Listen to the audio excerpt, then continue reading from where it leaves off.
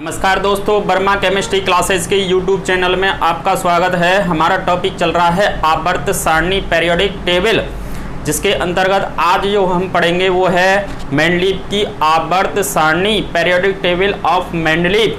Mendeleev से पहले जो वैज्ञानिक था वो क्या था? लोथस मेयर।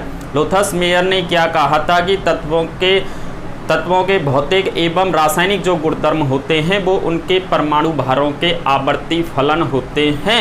यही जो कथन था किसका? लोथस मेयर का। मेंडलीव की आवर्त सारणी का क्या बना था? आधार बना था। यानी हम मेंडलीव के अकॉर्डिंग देखें तो मेंडलीव की आवर्त सारणी का जो आधार था वो क्या था? परमाणु भार था। परमाणु भार था। तो इसका कथन क्या था कि तत्वों के भौतिक एवं रासायनिक गुणधर्म, तत्वों के भौतिक एवं रासायनिक गुणधर्म उनके परमाणु भारों के क्या होते हैं? आवर्ती फलन। आवर्ती फलन शब्द आया इसमें। आवर्ती फलन का मतलब क्या होता है कि एक विशेष अंतराल के बाद तत्वों के गुणों की पुनरावृत्ति होना, वो क्या कहलाता है? आवर्ती फलन कहलाता है। या अपन ऐसे कह दें कि वर्ग या आवर्त में गुणों का क्रमिक रूप से परिवर्तित होना ही क्या कहलाता है? आवर्ती फलन कहलाता है। इसका कारण क्या है? आवर्ती फलन होता क्यों है? इसका कारण होता है कि एक विशेष अंतराल के बाद इनके इलेक्ट्रॉनिक विन्यास क्या प्राप्त हो जाते हैं? समान प्राप्त हो जाते हैं।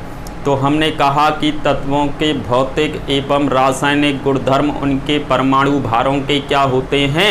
आवर्ती फलन होते हैं। अर्थात यदि तत्वों को बढ़ते हुए परमाणु भार के क्रम में व्यवस्थित किया जाए तो एक निश्चित समय अंतराल के बाद समान गुणधर्म वाले तत्वों की क्या हो जाती है? पुनरावृत्ति हो जाती है।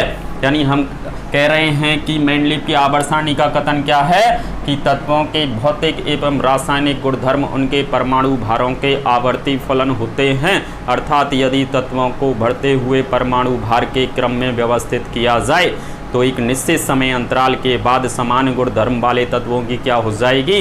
पुनरावृत्ति हो जाएगी। हमने कहा मेंडलीव की आवर्त सारणी का जो आधार था वो क्या था? परमाणु भार। एक क्वेश्चन तो यही हो गया कि आपसे पूछ ले कि मेंडलीव की आवर्त सारणी का आधार क्या है, तो आंसर क्या है? परमाणु भार। जबकि मोजले की पढ़ेंगे तो मोजले की आवर्त सारणी का आधार क्या रहेगा? परमाणु क्रमांक। यानी मेंडलीव तक बात करें तो सभी की आवर्त सारणी का आधार क्या है? परमाणु भार। अब जो मेंडलीव था उसने क्या किया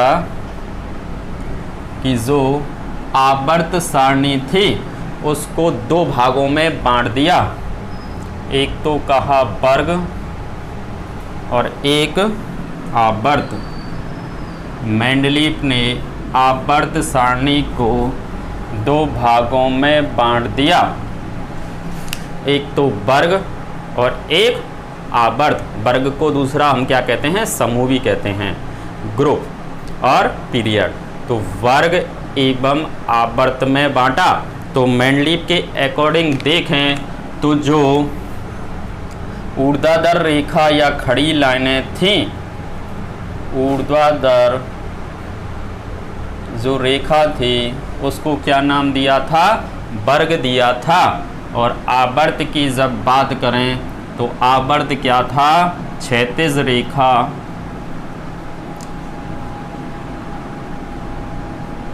ऐसी वाली जो लाइनें थी वो क्या थी? आवर्त थी।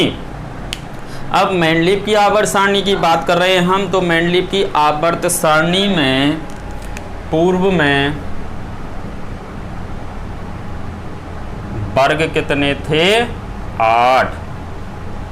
लेकिन वर्तमान में तत्वों की संख्या कितनी है? वो वर्गों की संख्या कितनी है? 9। मेंडलीव की आवर्त सारणी में पूर्व में 8 वर्ग थे। क्यों थे? क्योंकि उस समय केवल ज्ञात तत्वों की जो संख्या थी वो कितनी थी? 63। ज्ञात तत्व केवल कितने थे? 63 थे। उस वक्त जब मेंडलीफ ने अपनी आवर्त सारणी को ड्रॉ किया था और उस वक्त वर्ग की संख्या कितनी थी? 8 थी।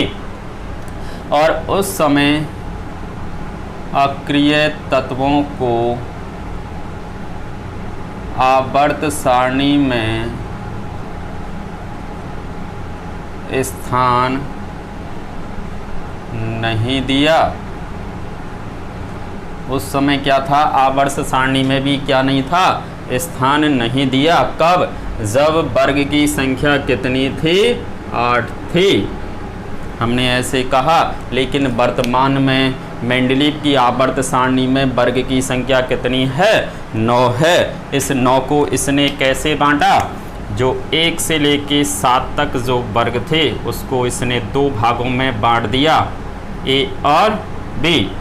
8 को इसने 3 भागों में बांटा, जबकि नमा जो वर्ग था उसका नाम क्या रख दिया इसने? शून्य वर्ग। मेंडलीफ की आवर्त सारणी में ऊर्ध्वाधर रेखा या खड़ी जो लाइनें थी उनको क्या नाम दिया? वर्ग नाम दिया। मेंडलीफ की आवर्त सारणी में पूर्व में वर्गों की संख्या कितनी थी? 8। क्यों? क्योंकि उस समय ज्ञात तत्वों की संख्या केवल कितनी थी?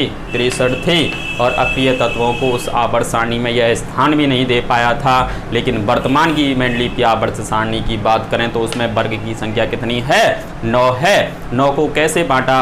1 से 7 तक को ए और बी में, 8 को 3 भागों में बांट दिया तथा नमा जो वर्ग था उसको क्या नाम दिया? शून्य वर्ग नाम दिया। और कैसे अपनी आवर्त सारणी बनाई? देखिए, ये जो 9 वर्ग हैं इनको कैसे बांटा? 1 से 7 तक किस में बांटा है? ए और बी में। तो हमने लिखा first A, first B, second A, second B, third A, third B, fourth A, fourth B,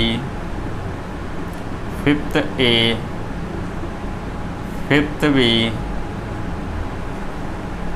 6 A, 6 B, 7th A, 7th B. 1 से 7 तक को तो किस में बांट दिया उसने? इन रोमन संख्याओं के आधार पर ए और बी में। 8 को कितने भागों में बांटा उसने? 3 भागों में बांटा। जो 8th था उसको कितने भागों में बांट दिया उसने? 3 भागों में। और जो नमा जो वर्ग था उस नमे वर्ग को क्या नाम दिया? 0 ग्रुप या शून्य वर्ग। तो इस प्रकार से मेंडलीफ ने क्या किया था? वर्गों को बांटा।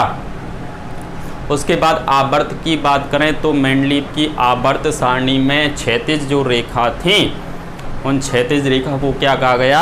आवर्त कहा गया। और मेंडलीफ की आवर्त सारणी में आवर्त की संख्या कितनी थी? 7। पूर्व में भी 7 थी और अब भी क्या है? 7 है। तो मेंडलीफ की आवर्त सारणी में आवर्त की संख्या कितनी रखी गई? 7। अब 7 को कैसे बांटा इसने? देखिए, यहाँ पे लिखा हमने आवर्त,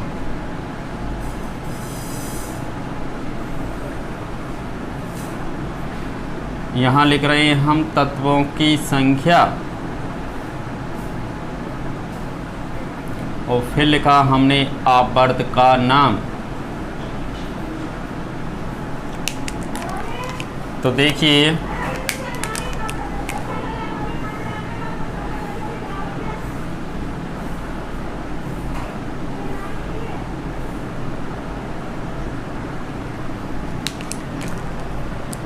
सात आवर्त कह रहे हैं हम, 1 2 3 4 5 6 और ये 7 आवर्त हो गए। इस 7 आवर्त में देखें तत्वों की संख्या जो थी, पहले आवर्त में तत्व कितने रखे गए? 2, दूसरे और तीसरे में 8 8, चौथे और पाँचवें में कितने? 18 18, और छठवें में 32, और सातवां जो आवर्त था उसमें तत्वों की संख्या फिक्स नहीं थी। पहले जो आवर्त है देखिए आप, इसमें तत्वों की संख्या इन सबसे कम है, इस सबसे कम है, तो इसका नाम क्या रखा गया था? अति लघु आवर्त, अति लघु आवर्त। उसके बाद देखें इसमें ये जो है इसमें तत्वों की संख्या कितनी थी बताइए? 8, इन दोनों में 8 थी, तो इससे थोड़ी ज़्यादा थी, तो इसका नाम रख दिया लघु आवर्त। और इसकी शक्ल इससे मिल रही है, तो इसका नाम भी क्या रखा गया? लघु आवर्त। ये हो गया।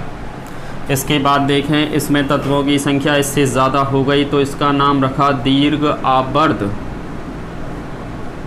और इसकी शक्ल इससे मिल रही है, तो इसका नाम भी क्या था? दीर्घ आवर्त।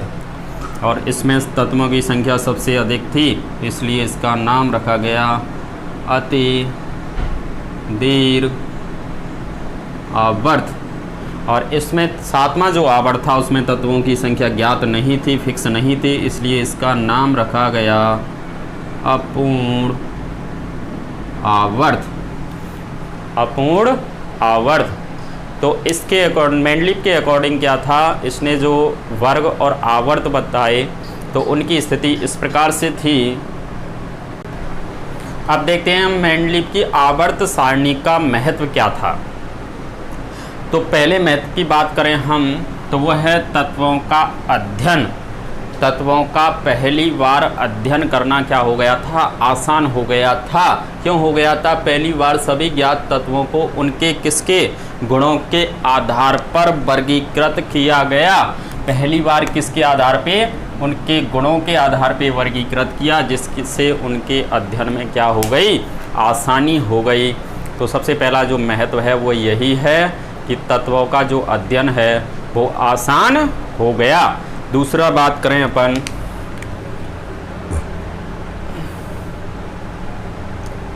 ये महत्वपूर्ण है, नए तत्वों की भविष्यवाणी। नए तत्वों की क्या कर दी थी? भविष्यवाणी। मेंडलीव ने क्या किया कि पहले ही कुछ तत्वों के भविष्यवाणी पहले ही कर दी थी और उनका गुणों के आधार पे अध्ययन भी कर दिया गया, और उनके लिए आवर्त सारणी में रिक्त स्थान भी छोड़ दिए गए कि फला फला नाम का एक तत्व खोजा जाएगा और इसके नीचे रखा जाएगा। क्यों रखा जाएगा? क्योंकि उसके गुणधर्म उस वर्ग से मिलेंगे। तो देखिए कौन से थे वो तत्व नए तत्वों की भविष्यवाणी में। जैसे अपन बात करें एका एल्युमिनियम,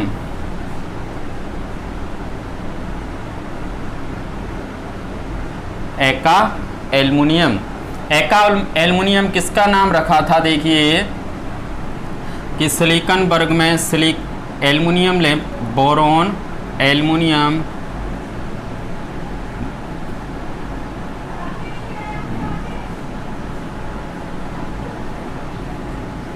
तो देखिए एका एल्युमिनियम किसको कहा गया कि ये एल्युमिनियम है। इस एल्युमिनियम के नीचे एक तत्व रखा जिसका उसको नाम ज्ञात नहीं था, ना ही उसकी खोज हुई थी। उसने पहले ही कह दिया कि एक तत्व ऐसा खोजा जाएगा जो एल्युमिनियम के नीचे रखा जाएगा। क्यों रखा जाएगा? क्योंकि इसके जो गुणधर्म हैं इस वर्ग से मिलेंगे, 13वें वर्ग से मिलेंगे। और हुआ भी यही कि इसके बाद में एक तत्व खोजा गया जिसके गुणधर्म किससे मिल रहे थे? इस वर्ग से मिल रहे थे। मेंडलीव ने उसका नाम नहीं दिया, इसलिए उसको एल्युमिनियम के बाद आया, तो इसलिए उसका नाम क्या रख दिया था? एका एल्युमिनियम। एका एल्युमिनियम। और जिसका जो वर्तमान में किसका नाम है बताओ? गैलियम का। ये किसका नाम है? गैलियम का।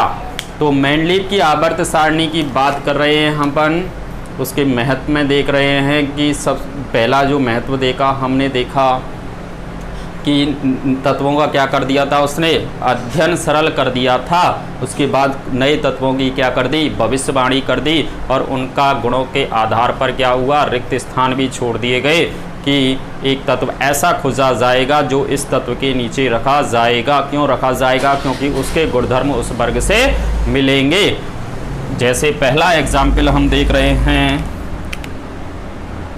एका एल्युमिनियम। एका एल्युमिनियम, एल्युमिनियम के बाद रखा गया था, इसलिए इस तत्व का नाम जो है क्या रखा था इसने, एका एल्युमिनियम। एल्युमिनियम के बाद वाला तत्व जिसका वर्तमान नाम क्या है, गैलियम, और प्रतीक क्या है, Ga। ऐसे ही अगले वर्ग की बात करें हम, 14वें वर्ग में भी ऐसा हुआ।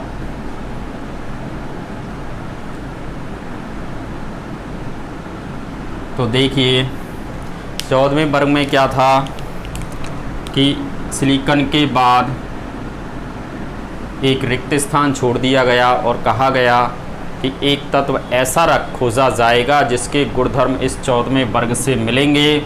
चूँकि ये सिलिकॉन के बाद रखा गया इसलिए इसका नाम क्या था, एका सिलिकॉन। एका सिलिकॉन नाम दिया गया क्योंकि किसके बाद रखा गया है, सिलिकॉन के बाद रखा गया। इसका वर्तमान नाम क्या होता है, जर्मेनियम। जर्मेनियम। तो मेंडलीफ ने क्या किया कि नए तत्वों की भविष्यवाणी पहले ही कर दी थी। उनका गुणों के आधार पर क्या हुआ, रिक्त स्थान भी छोड़ दिया गया और उनके नाम किस आधार पर रखे गए, जिस जो तत्व था जिसके नीचे था उसी के आधार पर उसका नाम रख दिया गया। जैसे अपन बात करें एका एल्युमिनियम किसको कहते हैं, गैलियम को, और एका सिलिकॉन किसको कहा जाता है, जर्मेनियम को। तो ये क्वेश्चन बन सकते हैं, इसको आप पूछ सकता है आपसे कॉम्पिटिटिव एग्जाम में। इसके बाद तीसरा जो महत्व देखें, इसका तीसरा महत्व क्या था कि परमाणु भार में सुधार। तो मेंडलीफ ने क्या किया, कुछ तत्वों के परमाणु भार में सुधार किया। जैसे हम बेरिलियम की ही बात करें तो बेरिलियम जो था उसको पहले त्रिसंयोजी माना जाता था। त्रिसंयोजी जब मान रहे थे तो इसके आधार पर इसका जो परमाणु भार है 3 × 4.5 13.5 होना चाहिए था, लेकिन सुधार के बाद इसको दुसंयोजी माना गया और इसका परमाणु भार कितना था, 9, यानी 2 × 4.5 बराबर कितना आ गया, 9। तो कुछ जो तत्व थे उनके परमाणु भार में भी मेंडलीफ ने क्या किए थे, सुधार। तो आपसे पूछ सकता है कि कौन कौन से तत्व थे जिनमें से निम्नलिखित में से कौन से तत्व में परमाणु भार में सुधार किया गया या नहीं किया गया। तो वो मेंडलीफ के अकॉर्डिंग जो परमाणु भार में सुधार किए गए वो कौन कौन से तत्व थे। देखिए सबसे पहले तब बेरिलियम, इंडियम और यूरेनियम। इसका परमाणु क्रमांक 4, इसका 49 और इसका 92। तो ये 3 तत्व थे जिनके परमाणु भार में किसने सुधार किए थे, मेंडलीफ ने सुधार किए।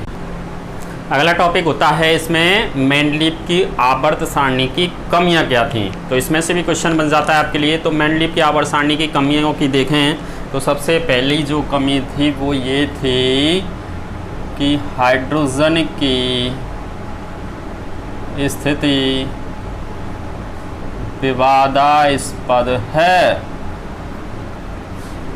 हाइड्रोजन की जो स्थिति है आज तक विवादास्पद है हाइड्रोजन को, इसलिए आवर्त सारणी में क्या कहा जाता है, आवारा तत्व कहा जाता है। क्यों कहा जाता है, क्योंकि देखिए कि हाइड्रोजन है, इसका परमाणु क्रमांक कितना है, 1। तो 1s1 है, तो इसका मतलब ये क्या है, जैसे लिथियम की बात करें पहले वर्ग का तत्व है तो इसका इलेक्ट्रॉनिक कॉन्फ़िगरेशन 1s2 और 2s1 होता है।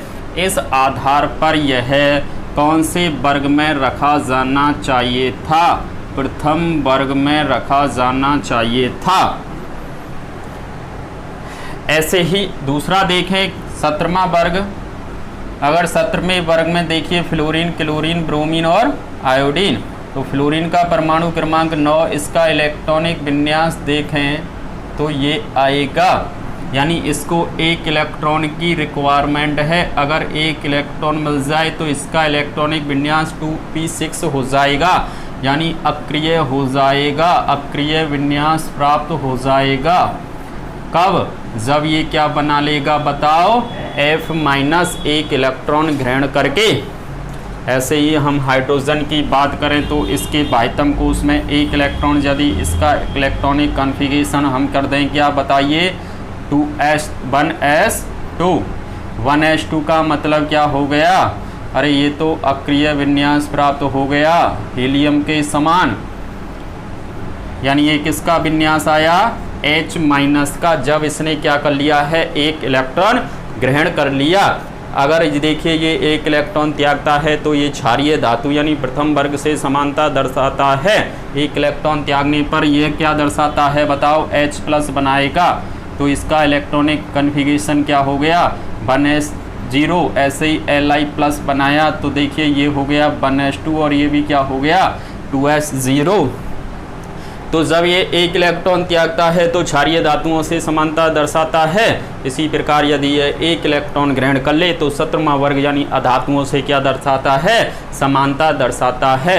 इसलिए इसके घर खानदान का नहीं पता था कि इसको किस में रखें, अपन पहले वर्ग में रखें या 17वें वर्ग में रखें, इसलिए इसको हाइड्रोजन को क्या कहा जाता है, आबारा तत्व कहा जाता है। इसलिए हाइड्रोजन की जो स्थिति है आज तक क्या है, विवादास्पद है। दूसरी बात कर रहे हैं हम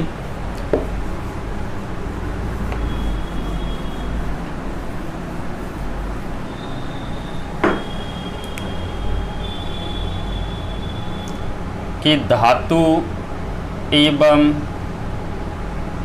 अधातुओं को पृथक रूप से वर्गीकृत नहीं किया गया है। धातुओं और अधातुओं को क्या नहीं किया गया, इसके अकॉर्डिंग अलग अलग वर्गीकृत नहीं किया। और तीसरा था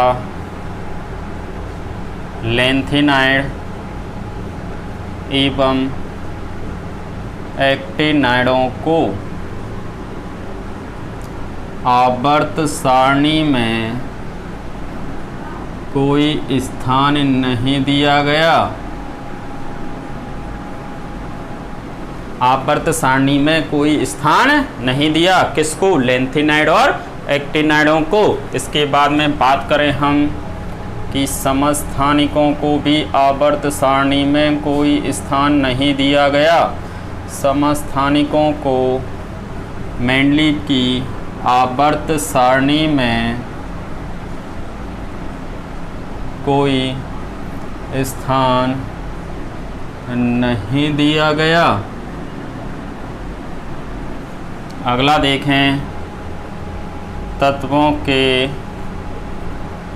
असंगत युग्म। कुछ तत्वों के असंगत युग्म पाए गए। असंगत युग्म कैसे थे, देखिए कि जैसे देखें हम आर्गन और पोटेशियम, कोबाल्ट और निकेल, टेल्यूरियम और आयोडीन, और ये थोरियम और प्रोटोक्टेनियम। ये देखिए इन जो चार जो तत्व थे, 4 बार क्या हुआ, परमाणु भार का उल्लंघन हुआ। इस नियम के परमाणु भार जो है, परमाणु भार के नियम का 4 बार क्या हुआ है, उल्लंघन आवर्त सारणी में। अब आवर्त सारणी में 4 जगह उल्लंघन कौन कैसे हुआ कि इसके मेंडलीव ये कह रहा था, मेंडलीव के अकॉर्डिंग तत्वों को बढ़ते हुए परमाणु भार के क्रम में क्या किया गया, व्यवस्थित किया गया। लेकिन आवर्त सारणी में इस नियम का 4 बार उल्लंघन हुआ। वो 4 बार कौन कौन सी थी, देखिए आप कि आर्गन और पोटेशियम में से पोटेशियम का क्या होना चाहिए, परमाणु भार अधिक होना चाहिए था, लेकिन किसका अधिक होता है, आर्गन का। ऐसे ही कोबाल्ट और निकल में से निकल का ज़्यादा होना चाहिए, कोबाल्ट का अधिक होता है। ऐसे ही इन दोनों में और ऐसे ही इन दोनों में। तो इस नियम का आवर्त सारणी में कितनी बार उल्लंघन हुआ है, 4 बार। तो यहाँ से भी क्वेश्चन बन सकता है, आपके लिए पूछ सकता है कि 4 जगह कौन कौन सी हैं या किस किस में मेंडलीव के नियम का जो है पालन नहीं हो रहा है, किन किन तत्वों में के युग्म में। तो युग्म दे सकता है आपको 3 अलग और 1 अलग, तो आपको पहचानना है उस हिसाब से। अगला देखें हम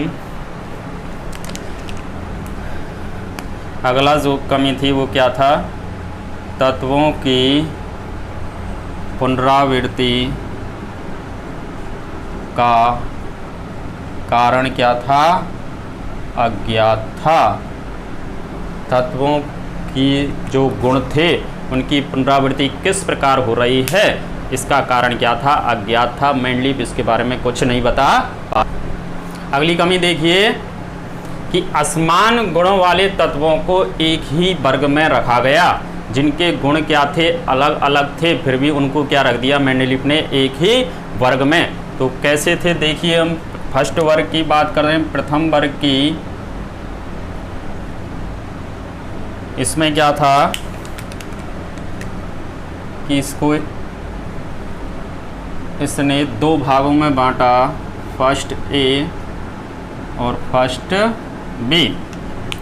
इसमें रखी गई उसने, फर्स्ट ए में कौन सी धातुएं रखी गई थी, देखिए LiNaKRbCs, प्रथम वर्ग को रख दिया। और इसमें क्या रखा, Cu Ag और Au। अब देखिए इसमें क्या था कि ये जो धातुएं होती हैं ये क्या होती हैं, अत्यधिक क्रियाशील होती हैं। प्रथम जो वर्ग की जो धातुएं होती हैं वो क्या होती हैं, अत्यधिक क्रियाशील धातुएं होती हैं। इनको क्या कहा जाता है, क्षारीय धातु, या इनको कहते हैं हम सामान्य तत्व। लेकिन इनके साथ में कौन रख दी थी, देखिए ये क्या थी, ये कॉइन मेटल सिक्का धातुएं होती हैं, कम क्रियाशील। ये तांबा, चांदी और सोना है, जिसमें क्या होती है, एक तरह से कम क्रियाशील होती हैं, आसानी से जंग नहीं लगती, ऐसे कह सकते हैं, कम क्रियाशील होती हैं। कम क्रियाशील धातुओं को अत्यधिक क्रियाशील धातुओं के साथ रख दिया गया, या इनको क्या कहते हैं हम, संक्रमण तत्व कहते हैं, या इनको कहते हैं हम इनर्ट मेटल, अक्रिय धातुएं, अक्रिय धातु, या क्या कहते हैं इनको हम, सिक्का धातुएं। पुराने ज़माने में इनसे ही सिक्का बनते थे, इसलिए इनको सिक्का धातु यानी कॉइन मेटल पूछते हैं, कहते हैं। यानी कि ये क्या है, एक क्वेश्चन भी बन सकता है कि निम्नलिखित में से सिक्का धातु है या सिक्का धातु नहीं है। तो ये तीन होती हैं जो क्या है, सिक्का धातुएं कहलाती हैं, Cu Ag और Au। कॉपर यानी तांबा, चांदी और सोना। तो क्या किया कि मेंडलीफ ने असमान गुण वाले जो तत्व थे उनको एक ही वर्ग में रख दिया। एक ही वर्ग में कैसे रखा कि जो प्रथम वर्ग था उसको दो भागों में बांटा, फर्स्ट ए और फर्स्ट बी में, एक ही वर्ग में रख दिए। इसके गुण अलग थे और इसके अलग थे। ये अत्यधिक क्रियाशील धातुएं थीं, इनको किसके साथ में रख दिया, कम क्रियाशील धातुओं के साथ में। अब देखिए असमान वालों को एक में रख दिया, अब उल्टा भी कर दिया इसने। क्या किया कि कुछ तत्वों के गुण क्या थे, समान थे, फिर भी उनको क्या रख दिया, अलग अलग वर्गों में रख दिया। क्यों, इसका कारण अज्ञात था मेंडलीफ के पास में। तो देखिए जैसे Cu जो होता है वो Hg से समानता दर्शाता है गुणों में, और Au Pt से, तथा Pb किससे समानता दर्शाता है, Pb से समानता दर्शाने पर भी इन्हें अलग अलग वर्गों में रखा गया। तो ये हो गई मेंडलीफ की आवर्त सारणी की कमियां। अब देखिए हम जो टॉपिक्स करते जा रहे हैं उसके बाद में हम सभी जो टॉपिक्स हैं, जैसे ही मोज़ले की आवर्त सारणी भी हो जाएगी, उसके बाद में हम इनसे रिलेटेड जो भी क्वेश्चन निकलते हैं कॉम्पिटिटिव एग्ज़ाम, यानी स्पेशली हम रीट की बात कर रहे हैं या जनरल साइंस, अगर जनरल साइंस हो चाहे रीट का हो, तो उसमें से जितने भी टाइप के जो क्वेश्चन हैं हमने एनसीईआरटी के अकॉर्डिंग वो क्वेश्चन सारे के सारे निकाल के एक साथ रख लिए हैं। एक वीडियो में केवल क्या समझाएंगे हम आपको, क्वेश्चन ही क्वेश्चन बताएंगे कि इस टॉपिक से क्या निकलेंगे, इस टाइप के क्वेश्चन निकलेंगे। तो जैसे ही मोज़ले की आवर्त सारणी हो जाएगी उसके बाद हम क्या कराएंगे, आपके लिए क्वेश्चन कराएंगे। तो धन्यवाद।